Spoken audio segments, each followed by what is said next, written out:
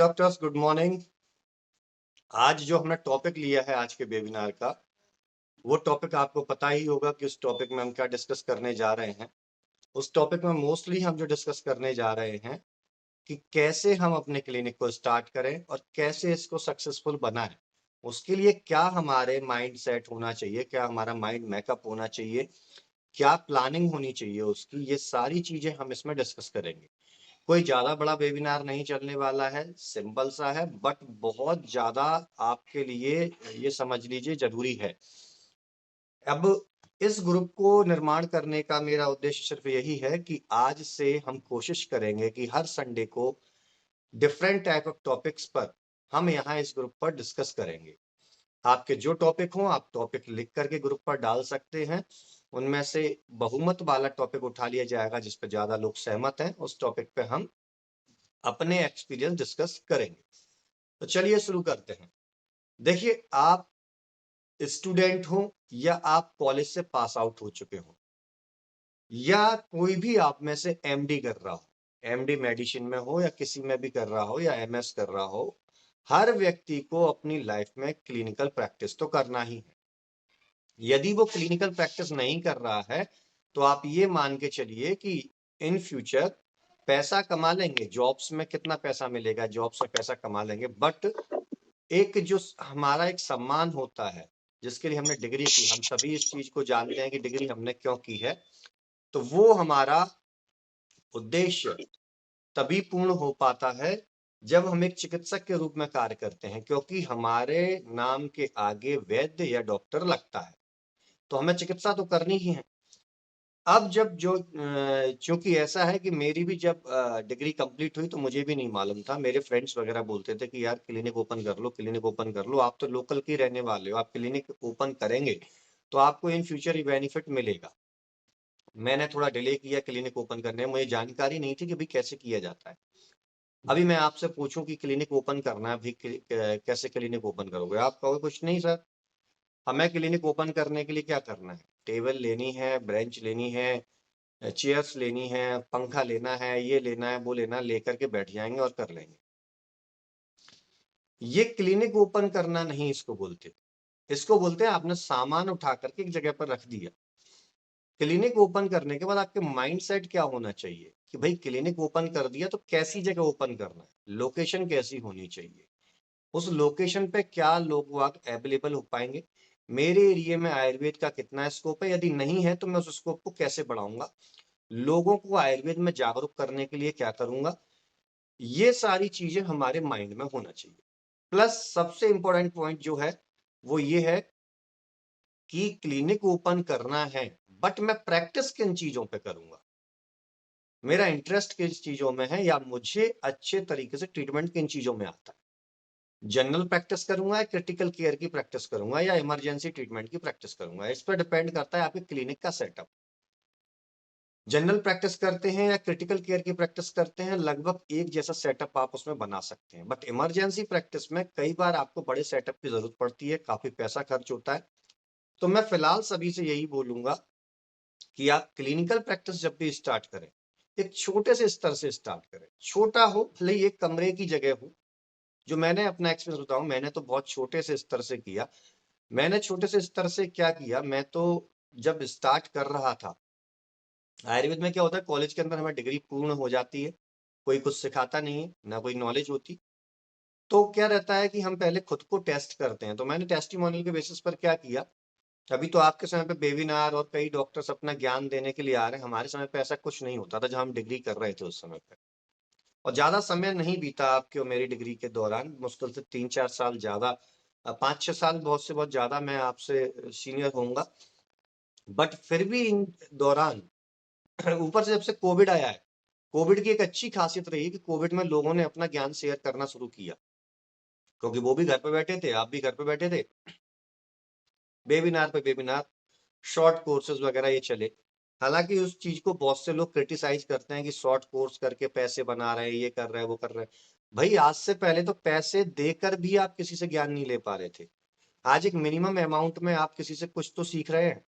अगर उसमें से एक चीज भी आपके मतलब की आपको मिल गई, तो वो कितना आपको बेनिफिट दे, कोई व्यक्ति आपसे कितना ले सकता है किसी वेबिनार या किसी चीज के थ्रू पे, 100 रुपए, 200 रुपए, 500 रुपए, 1000 रुपए। बट उसमें से अगर एक चीज भी आपने पकड़ लिया, उस पर काम करना शुरू कर दिया, तो वो 1000 रुपए मुश्किल से 2 से 3 दिन के अंदर आप कवर कर लोगे। तो वही चीज की जब मैं क्या करता था, मैंने स्टार्टिंग में जो किया, मैं अपने घर पे रहता था, स्टडी कर रहा था। मैंने सिविल सर्विसेज वगैरह सभी अपने जो आयुर्वेद के कॉम्पिटेटिव एग्जाम होते हैं उन सभी की तैयारी अपन करते ही हैं, सभी कॉलेज खत्म होने के बाद मैं भी कर रहा था। उस दौरान क्या हुआ कि कॉलोनी में इधर मैं शाम को उठ के बैठना शुरू कर दिया, मैं थोड़ा ट्रस्ट वगैरह होते हैं उनमें जाना शुरू कर दिया। अपना 1 घंटा सुबह का निकाल करके मैं ट्रस्ट में जाता था। या हमारे यहाँ पर रेलवे स्टेशन है, वहां पर हजीरा करके एक एरिया पड़ता है, वहां पर गायत्री शक्तिपीठ का ट्रस्ट था। मैं गायत्री शक्तिपीठ के ट्रस्ट में जाना शुरू किया। मैंने कहा कि एक एक्सपोज मिले मुझे, कि पेशेंट एक्सपोजर मिलेगा तो उससे मुझे पता चलेगा पेशेंट आता कैसा है, कैसे डायग्नोसिस की जाती है, कैसे उनको समझा जाता है। तो मैं कहता तो मेरा नाम थोड़ा बहुत फैलना स्टार्ट हो गया था। घर पे 2-4 व्यक्ति आते थे, मेडिसिन मेरे पास नहीं थी। मैंने एक भी रुपए अपने घर वालों से मांगने की कोशिश नहीं की। मांगता तो अच्छा खासा सेटअप बना के दे देते मुझे, हॉस्पिटल भी बना के वो मुझे दे सकते थे। बट मैंने कहा खुद के बेसिस पे करके देखते हैं, खुद के बेसिस पे कुछ करके देखते, नहीं होगा तो फिर माँ बाप हैं ही, भैया वगैरह है ही हैं, इनसे ले लेंगे, कौन सी बुराई है इसमें। तो वहां पर मेरे घर पे आते थे मैं उनको देखता था, उनकी डायग्नोसिस लिखता था, कहता था भाई शाम को मिलना, शाम को आपको मेडिसिन यहीं से अवेलेबल हो जाएगी। अपनी बाइक उठाता, बाइक उठा करके मेरे एक सीनियर सर थे, उनका क्लिनिक था, वहीं उनका मेडिकल था, उनके पास जाता। डॉक्टर प्रवीण सर उनका नाम है। मैं उनका तहे दिल से हमेशा धन्यवाद देना चाहूंगा कि उन्होंने मेरे उस समय में बहुत हेल्प की। मैं जाता वहां पर, जाने के बाद उनको अपनी लिस्ट देता कि मुझे ये मेडिसिन चाहिए, मेडिसिन लेके आता, कोई पेमेंट नहीं करता था मैं उनको, और ला करके पेशेंट को दिया, वो रुपए लिया, और अगले दिन फिर जब दूसरे पेशेंट का लेने जा रहा हूं तो उनका पेमेंट किया और लेकर के आया। ऐसे करते करते मुझे एक्सपोजर भी मिला, कुछ अर्निंग भी स्टार्ट हुई, और वो अर्निंग स्टार्ट होने की वजह से उसको मैं सेव करता रहा। मैंने खुद के ऊपर कुछ खर्च नहीं किया, सेविंग की। इस दौरान मैं आसपास शॉप तलाशता रहा कि कौन सी शॉप ऐसी होगी जो मेरी लोकेशन के हिसाब से बेटर हो। हालांकि मुझे बेटर से बेटर लोकेशन पे तो शॉप नहीं मिल पाई मेरे बजट के हिसाब से, बट मुझे ठीक ठाक लोकेशन पे मेरी शॉप मिली, और वहां पर मैंने अपने क्लिनिक को स्टार्ट किया और मेरा ग्रो करना स्टार्ट कर दिया। तो ये मेरा कहने का उद्देश्य ये है कि आप कभी भी, पहला पॉइंट जो इस वेबिनार का है, आप राइट डाउन कर लीजिए, माइंड में सेट कर लीजिए, कभी भी वेट नहीं करना है कि अच्छा समय, अच्छी लोकेशन, अच्छी चीजें आपके पास आएंगी और आप शुरू करोगे। देखो सब कुछ अच्छा हो रहा होता ना, तो आप बहुत कुछ अच्छा कर चुके होते जो आपने सोचा था। और लाइफ में कभी भी अच्छा होगा नहीं, ये मान लीजिए। दो चीजें होती हैं लाइफ में, एक बहुत बेकार और एक कम बेकार। जो बहुत बेकार होता है उसको हम सोच सोच के घबराते रहते हैं, और जो कम बेकार होता है उसको हम अपना सुख मान लेते हैं, अच्छी चीज मान लेते हैं। और अगर आप दूसरे माइंडसेट से देखेंगे तो बहुत बेकार आपको बहुत बड़ी सफलता की ओर ले जा रहा है, बहुत बड़ी सफलता की ओर ले जा रहा है। और जो कम बेकार है ना, वो कम बेकार है, वो आपको थोड़ा थोड़ा चलने पे मजबूर करेगा। तो जब भी आपके सामने परिस्थितियां विपरीत हो, उन परिस्थितियों से निकालो कि आपके मतलब का आपके पास क्या आपको मिलने वाला है। तो कभी वेट नहीं करना। आपको शॉप नहीं मिल रही है, आपके पास बजट नहीं है, आपके पास प्लानिंग नहीं है, कुछ मत कीजिए, आप सीधा सा अपने घर पर ही प्रैक्टिस करना शुरू कर दीजिए। 200-250 रुपए का बोर्ड बनवाइए, बाहर लगा दीजिए। 1 महीने में एक पेशेंट भी आएगा तो आपको एक एक्सपीरियंस मिलेगा। फर्स्ट स्टेप आपका होना चाहिए कि आप ज्यादा से ज्यादा पेशेंट का एक्सपोजर कैसे ले सकते हैं। पहला पॉइंट कि डोंट वेट। दूसरा पॉइंट की प्लानिंग कीजिए। क्या प्लानिंग करनी है? इस दौरान आप लोकेशन सर्च करते रहेंगे। लोकेशन कैसी होनी चाहिए क्लिनिक की? ऐसी लोकेशन जहां से लोगों का निकलना भी हो और ठहराव भी हो, वहां कुछ लोग वेट भी करते हो। वो बस स्टैंड भी हो सकता है, ऑटो स्टैंड भी हो सकता है, किसी हॉस्पिटल के पास की जगह भी हो सकती है, जहां से लोग वेट करते हैं गाड़ियों के आने जाने का, कहीं जाने के लिए। कोई चौराहा हो सकता है, कोई छोटी सी मार्केट हो सकती है। ऐसी जगहों का आप भ्रमण कीजिए, वहां पर आप अपने ऑब्जर्वेशन से देखिए कि यहाँ आसपास आपके कॉम्पिटिटर कितने हैं, चाहे वो एलोपैथी के हो, चाहे आयुर्वेद या होम्योपैथी के हो। देखिए, कहीं भी मेडिकल जगत होगा वहां सब चलेंगे। एलोपैथी प्रैक्टिशनर के पास पेशेंट जाएगा, वो ठीक नहीं होगा तो उसका दूसरा ऑप्शन सीधा सीधा होता है आयुर्वेद को दिखाऊं। और वहीं पास में यदि आयुर्वेद के कोई वैद्य बैठे हैं तो डेफिनेटली उनके पास एक बार जरूर जाता है विजिट करने को। उस एक बार में अब दूसरा स्टेप आपके पास आता है काउंसलिंग। आपने लोकेशन देखी, क्लिनिक डाला, काउंसलिंग। काउंसलिंग में मैं हमेशा एक पॉइंट सिखाता हूं कि डॉक्टर पेशेंट बिहेवियर पे आपको फोकस करना है। हमारे यहाँ ये काउंसलिंग क्यों आवश्यक है, मैं हमेशा बोलता हूं कि एलोपैथिक डॉक्टर बहुत अच्छे प्रिस्क्रिप्शनर होते हैं। उनका प्रिस्क्रिप्शन पेज आप देखेंगे बहुत सिस्टमैटिक वे में लिखा होता है। वो बहुत अच्छा लिख करके मेडिसिन को पेशेंट को प्रोवाइड करते हैं। अच्छा पर्चा होता है, उनके पर्चे की भी डिजाइनिंग होती है बहुत बढ़िया। लेकिन हम जो अपनी स्ट्रेंथ देखना है, अपनी स्ट्रेंथ देखने के लिए हमें सिर्फ ये देखना है कि हम एक अच्छे काउंसलर हैं। आयुर्वेद में हर सवाल का जवाब दिया है। आपको डॉक्टर पेशेंट बिहेवियरशिप में सबसे पहले जो स्टेप आप उठाएंगे, पेशेंट आता है आपके पास, आप उसको सुनिए। फर्स्ट लिसनिंग जरूरी है। सेकंड, लिसनिंग करते हुए ऑब्जर्व करते रहिए कि इसकी मुख्य समस्या क्या हो सकती है, ये क्या मुझसे डिमांड करने आया है। थोड़ा इस ग्रुप का नाम आयुर्प्रेन्योर इसलिए रखा गया है कि हम आयुर्वेद के एंटरप्रेन्योर बनने जा रहे हैं। हमें अपनी प्रैक्टिस में बिजनेस माइंड सेटअप भी लेके आना पड़ेगा। आप में से कई वैद्य मुझे जानते हैं जो इस वेबिनार को अटेंड कर रहे हैं, वो जानते हैं कि मेरा फोकस कहाँ रहता है। मेरा फोकस, देखिए, आयुर्वेद को हम बढ़ाएंगे बढ़ाएंगे ये बड़ी बड़ी बातें हैं। आयुर्वेद अपने आप में बढ़ा हुआ है, आयुर्वेद अपने आप में सक्षम है। लेकिन यदि आयुर्वेद का वैद्य आगे बढ़ा तो ऑटोमेटिकली आयुर्वेद ग्रो करेगा। ऑटोमेटिकली आयुर्वेद ग्रो करेगा। ऐसा नहीं कि आयुर्वेद को उठा करके हम आगे आगे बढ़ा के ले जाएंगे। आपको खुद अपना कुछ करना पड़ेगा। आप आगे बढ़े, आपका इकोनॉमिकली आप ग्रो किए, आप मेंटली ग्रो किए, आप पर्सनैलिटी वाइज ग्रो किए, that Ayurveda definitely will grow. बिल्कुल आयुर्वेद ग्रो करेगा ही करेगा, ये तो सत्य है। तो आपको सबसे पहले लिसन करना है पेशेंट को। लिसनिंग पर फोकस करेंगे आप पेशेंट की, कि भाई पेशेंट जो हमारे हैं वो कहना क्या चाह रहे हैं। और अगर हो सके तो छोटी सी डायरी और पेन अपने नीचे टेबल के नीचे रखिए, जिससे पेशेंट को दिखे नहीं, वहां पे पॉइंट्स लिखते जाइए जो आपको लगे कि भाई इसको ये जॉइंट पेन लेके आया है। कई एलोपैथिक डॉक्टर्स के चक्कर लगा के आया है। देखो क्या ऑब्जर्व करना है, आपको बता रहा हूँ। कई एलोपैथिक डॉक्टर्स के चक्कर लगा के आया है, काफी समय से जॉइंट पेन से ग्रसित है, और इसको जॉइंट पेन में ये सबसे ज्यादा स्वेलिंग की बात कर रहा है।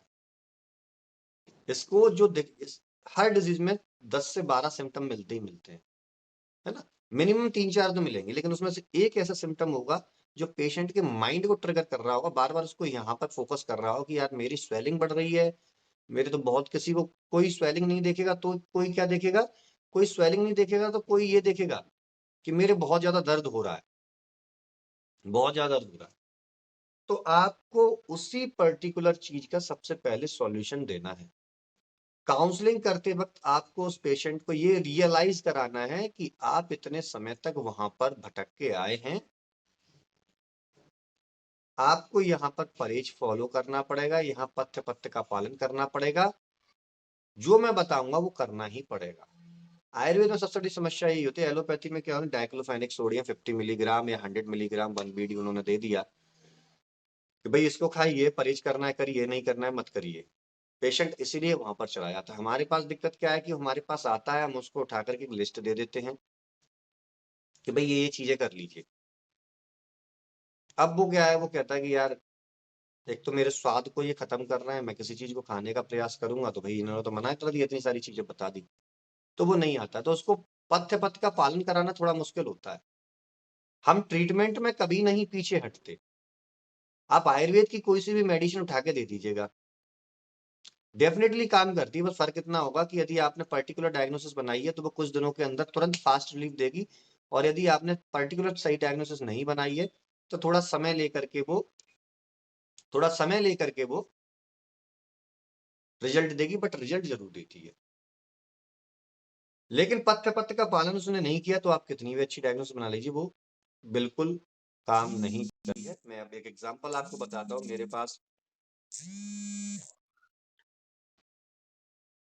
मेरे पास एक पेशेंट है, जॉइंट पेन के पेशेंट थे। वो जॉइंट पेन के पेशेंट मेरे जो थे उनको मैंने मेडिसिन दी। मेडिसिन देने के बाद मैंने उनको बताया कि आपको खट्टी चीजें नहीं खानी है, स्पेशली दही, नींबू वगैरह इनका उपयोग नहीं करना है। तो आप बिल्कुल राजी हैं? उन्होंने कहा ठीक है। हमने मेडिसिन दी, उनकी स्वेलिंग खत्म हुई, उनके जॉइंट पेन में रिलीफ हुआ 5 से 7 दिन के अंदर। उसके बाद जाके वो ढोकला वगैरह ये सारी चीजें खाया, फिर से स्वेलिंग आ गई। तो देखिए अच्छी मेडिसिन थी, बट उन्होंने परहेज को ब्रेक डाउन किया, पथ्य पथ्य का पालन नहीं। तो सेकंड जो है कि पथ्य पथ्य का पालन करवाना है, उसके लिए आपको काउंसलिंग अच्छी होनी चाहिए। थर्ड पॉइंट जो मैं बोलूंगा, ज्यादा समय आपका नहीं लूंगा, नेक्स्ट जो वेबिनार होगा हमारा संडे को, उसको क्लिनिकल रखेंगे। अभी सिर्फ मैं आपको स्टेप बता रहा हूँ, ये मेरा उद्देश्य यही था कि जितने से ज्यादा स्टेप आपको सब बता सकें जो आपकी हेल्प कर सके, वो सबसे ज्यादा जरूरी है। तो क्या है कि उसके बाद जब पेशेंट डॉक्टर रिलेशनशिप आपकी बेटर होगी तो आप सब कुछ अच्छा कर पाएंगे। तीसरा पॉइंट क्या है कि आपको अपने क्लिनिक की मार्केटिंग पर फोकस करना है। मार्केटिंग के तौर पर आप टेम्पलेट्स को यूज कर सकते हैं, जो हमारा ट्रेडिशनल तरीका है। दूसरा सबसे स्ट्रॉन्ग तरीका मैं कहता हूं, डायरेक्ट जनता के बीच में संपर्क कीजिए। अपने आसपास के दायरे के 8 से 10 किलोमीटर के एरियाज में आप पता कीजिए ट्रस्ट कहाँ है, आश्रम कहाँ है, और जो समाज सेवी संस्थाएं कहाँ कहाँ पर है। इन सभी में जाकर के डायबिटीज और बीपी का कैंप तो लगा ही दीजिए। आपको केवल चेकअप का कैंप लगाना है और किसी चीज का नहीं लगाना। वहीं पर पैम्पलेट डिस्ट्रीब्यूट करके ही डेफिनेटली पेशेंट वहां से आता है। ट्रस्ट वगैरह होते हैं, वहां पर ध्यान कीजिए किस धर्म संप्रदाय में उनका त्योहार कब आता है, जनता कब सबसे ज्यादा उनके इकट्ठी होती है, उस समय पर जाकर के स्वास्थ्य से संबंधित लेक्चर दे के आइए। स्वास्थ्य से संबंधित लेक्चर दे के आइए। वहां से जब जनता को पता चलेगा कि आपके पास वो ज्ञान है जो इस ज्ञान के लिए वो भटक रहे थे, तो उस ज्ञान को लेने के लिए वो आपके पास आएंगे। उस ज्ञान को लेने के लिए वो आपके पास आएंगे, और ज्ञान लेने आएंगे तो आपसे दवा भी लेकर के जाएंगे। और जब वो लेकर के जाएंगे, एकदम इतना सारा एक्सपोजर आपके पास पेशेंट का होगा, तो उसमें से अगर 10 पेशेंट में से 2 भी ठीक हुए तो वो 2 कुछ लोगों को जाकर के बताने वाले हैं। बुरे से बुरा भी अगर 10 में से 2 ठीक हुए तो 2 कुछ लोगों को बताने वाले हैं। अब रेडी हो जाइए कि 10 पेशेंट जो आए थे डिफरेंट टाइप के, उनको अलग अलग डिजीज थी, उन डिजीजों की डिटेल स्टडी कर लीजिए। अपने सीनियर से पूछ लीजिए, किसी और से पूछ लीजिए। कुछ बुक्स आती हैं जिसमें जीपी के बारे में दिया रहता है, जनरल प्रैक्टिस के क्या योग हैं, उनको देख लीजिए और उनको उठा करके प्रैक्टिस में प्रयोग करना शुरू कर दीजिए। जब वो 2 पेशेंट ठीक होने के बाद खुद आएंगे रिपीट होने और अन्य 2 को लेके आएंगे, तब आप क्या है कि उस चीज को उन 2 पेशेंट पर आप इस्तेमाल कर सकते हैं। तो उन 2 पेशेंट पर आप इस्तेमाल करके अपनी प्रैक्टिस को ग्रो कर पाएंगे। ये ट्रेडिशनल मेथड होता है अपनी प्रैक्टिस का, कि क्या करना है आपको, लेक्चर्स लेने हैं, कैंप लगाने हैं, पैम्पलेट्स बांटनी है। जहां भी आप किसी फंक्शन में जाएंगे अपने ज्ञान को देना शुरू कर दीजिए। और ज्ञान ऐसा नहीं, पकाऊ नहीं होना चाहिए कि किसी ने पूछा नहीं और आप ज्ञान देना शुरू कर दिए। कुछ यदि कोई व्यक्ति पूछता है, थोड़ा एटीट्यूड के साथ अपने ज्ञान को परोसेंगे, सामने वाला वैल्यू करेगा। बहुत ज्यादा विनम्र होने की आवश्यकता नहीं है, बहुत ज्यादा रूडली होने की भी आवश्यकता नहीं है। ये मैं ऐसी चीजें बता रहा हूं जो मैंने खुद ने की हैं, सभी डॉक्टर्स करते हैं, जिसकी वजह से रिजल्ट मिलते हैं छोटी छोटी चीजों से। आपको लगेगा कि ये छोटी छोटी चीजें क्यों बता रहे हैं। फीस हमेशा लीजिए, अपने पेशेंट से फीस हमेशा लीजिए। विदाउट फीस एक भी पेशेंट नहीं देखेंगे, बस ये ठान लीजिए। फीस आपने नहीं ली, आपकी वैल्यू कम हो गई। आपके पास अगर 2 लाख रुपए फालतू पड़े हों, आपके पास चॉइस हो, आपको एप्पल का मोबाइल लेना है, सैमसंग का लेना है, ओप्पो का लेना है, तो आपका मन ये करेगा यार एप्पल ले लो। आप पैसे नहीं देखोगे, आप स्टैंडर्ड देखोगे। हमारे मेडिकल सिस्टम में भी यही है। पेशेंट क्या कहता है, अरे मैं तो फलाने बड़े डॉक्टर साहब को दिखा के आया था, मैं इनको दिखा के आया था, मैं उनको दिखा के आया था। मतलब वो एक अपना स्टेटस बनाने की बात भी यहाँ ढूंढ ही लेते हैं। तो आप एटीट्यूड दिखाओगे तो वो अपने आप कह देगा भैया मैं तो उनको दिखा के आया, बहुत कड़क है लेकिन डॉक्टर अच्छे हैं। ऑटोमेटिकली आपकी पब्लिसिटी वर्ड ऑफ माउथ से होने लगी। ये वर्ड ऑफ माउथ बहुत स्ट्रॉन्ग मार्केटिंग होती है, बहुत स्ट्रॉन्ग मार्केटिंग होती है। आप दूसरा मैं जो पॉइंट बताऊंगा मार्केटिंग का, इससे वर्ड ऑफ माउथ से मुझे इस पॉइंट को लेकर के जा रहा हूँ। एक सोशल मीडिया मार्केटिंग नाम की चीज है। आपने देखा लाल सिंह चड्ढा मूवी आई, बाइकॉट लाल सिंह चड्ढा, कहां पर घर घर आके तो किसी ने नहीं बोला, पैम्पलेट छपा के तो किसी ने नहीं बोला, बाइकॉट फलाना मूवी, बाइकॉट फलाना मूवी, बाइकॉट बाइकॉट करके उन सब मूवियों को खत्म करवा दिया। अगर देखें तो रियलिटी में बहुत सी मूवियां इसमें अच्छी थी जो चल सकती थी। अब वो बाइकॉट ट्रेंड ऐसा हो गया है कि बहुत से लोग बॉलीवुड की मूवियों को देखने नहीं जा रहे, चाहे कितनी भी अच्छी स्टोरी क्यों ना हो, चाहे कितनी भी अच्छी स्टोरी क्यों ना हो, उन मूवियों को देखने नहीं जा रहे। एक फॉरेंसिक वेब सीरीज लॉन्च हुई थी, वो एक्चुअली में मूवी के रूप में आने वाली थी, लेकिन इसी बाइकआउट ट्रेंड को देखते हुए उन्होंने उसको ओटीटी प्लेटफॉर्म पर रिलीज कर दिया। उन्होंने कहा इससे अच्छा है कि ओटीटी पे कर दो, अदरवाइज फ्लॉप हो जाएगी। बहुत अच्छी शानदार मूवी थी, पूरा साइंटिफिक उसमें वैल्यूएशन था हर चीज का। उन टेक्नोलॉजियों का उन्होंने उपयोग बताया जिन टेक्नोलॉजियों को हम हॉलीवुड की मूवी में देखते हैं। मतलब एक बहुत अच्छा लेवल का कंटेंट था। लेकिन सोशल मीडिया की ताकत क्या है ये आपको समझना होगा। हम फेसबुक पे, व्हाट्सएप पे, इंस्टाग्राम पे, टेलीग्राम पे, लिंक्डइन पे, ट्विटर पे, इन सभी सोशल मीडिया हैंडल पे कितना समय बिताते हैं? अगर पूरे दिन का काउंट करें तो 4 घंटे हम खत्म कर देते होंगे। अब इन 4 घंटों की अपेक्षा आप सिर्फ 1 से 2 घंटे काम कर लीजिए। 1 से 2 घंटे काम कर लीजिए, आपको ऑनलाइन सेटअप आपका जमने लगेगा। आप ऑनलाइन पेशेंट कंसल्टेशन शुरू कर देंगे, जिसमें कुछ स्टेप मैं बता रहा हूं, आप राइट डाउन कीजिए। व्हाट्सएप बिजनेस आप डाउनलोड कर लीजिए। व्हाट्सएप बिजनेस का नंबर अलग होना चाहिए। व्हाट्सएप आपका पर्सनल होगा, वो आप पर्सनली चैट करने के लिए रखें। व्हाट्सएप बिजनेस आपका अलग नंबर होना चाहिए। उसी नंबर को आप सब जगह देंगे, उसी नंबर सब जगह देंगे। फेसबुक पर पेज क्रिएट होना चाहिए और ग्रुप्स क्रिएट होने चाहिए। फेसबुक पर पेज और ग्रुप। टेलीग्राम पर पेज क्रिएट होना चाहिए, चैनल क्रिएट होना चाहिए आपका टेलीग्राम पर। इंस्टाग्राम पर आपके क्लिनिक के नाम से पेज क्रिएट होना चाहिए। अब क्या करेंगे इन सारी चीजों को क्रिएट करने वाले? एक यूट्यूब पर भी आ जाए तो सबसे बेस्ट रहेगा, सबसे बेस्ट रहेगा। यूट्यूब पर सभी अपने क्लिनिक के नाम से चैनल ओपन कर लीजिए। बट एक चीज का ध्यान रखें, यूट्यूब पर कोई ट्रीटमेंट नहीं बताएगा।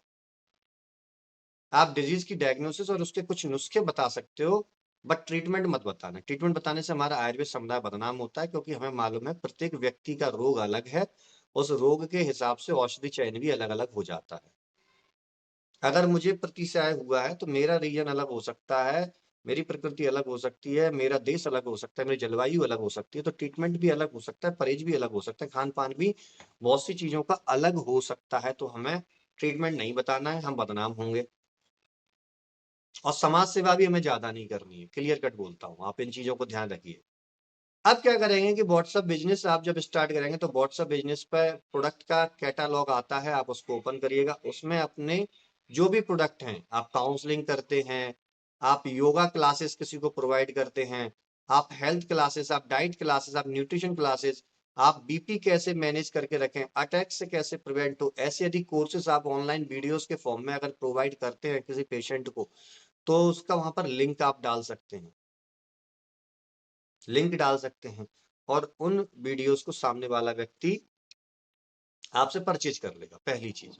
दूसरा, कंसल्टेशन का भी वहां डालिएगा कि इतनी फीस है, ये कंसल्टेशन है। अब क्या करना है, इसी व्हाट्सएप बिजनेस को आपको फेसबुक पर, यूट्यूब पर, टेलीग्राम पर, इंस्टाग्राम पर ले जाना। कैसे ले जाएंगे? आप फेसबुक पेज बनाएंगे तो वहां पर आता है ऐड बटन करके एक ऑप्शन आएगा पेज बनाने के बाद। उस ऐड बटन में इसी नंबर को डाल दीजिएगा, व्हाट्सएप का ऑप्शन ओपन करके। तो जैसे ही कोई व्यक्ति आपके फेसबुक पेज पे जाएगा और उसे आपसे कंसल्टेशन लेना है, वहां क्लिक करेगा, डायरेक्ट रीडायरेक्टेड वो हो जाएगा किस जगह पे? आपके व्हाट्सएप बिजनेस पे उसको भेज दिया जाएगा। अब आपके पास क्या हुआ? कॉन्टेक्ट आने लगे, उन कॉन्टेक्ट के थ्रू आप उनसे कॉन्टेक्ट कर सकते हैं। सबसे पहले इस दुनिया की सबसे बड़ी जो करेंसी है ना, सबसे बड़ी करेंसी, सबसे बड़ा पैसा क्या है? वो है कॉन्टैक्ट। हर कंपनी डेटा खरीदने पर लगी है, चाहे होंडा कंपनी हो, चाहे टेलीविजन की कंपनी हो, चाहे कार की कंपनी हो, चाहे किसी की भी कंपनी हो, वो कॉन्टैक्ट कलेक्ट कर रही है।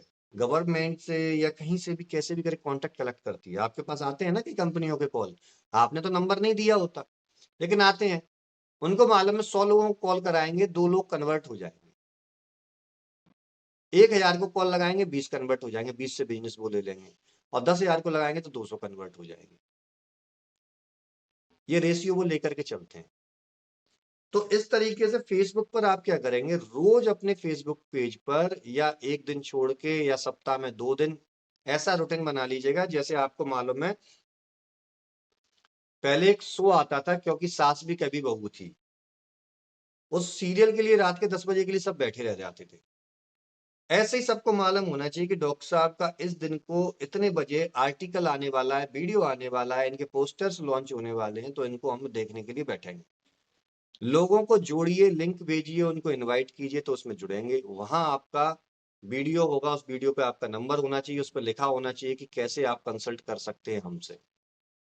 अगर आपको कैसे लिखना है तो आप मेरे YouTube चैनल आयुर्मानव पे जाएंगे, वहां पूरे मेरे वीडियोज होंगे, उनको देखिएगा, ऑब्जर्व कीजिएगा कि मैंने कैसे वहां पिच किया है अपने कंसल्टेशन के लिए और व्हाट्सएप बिजनेस के लिए।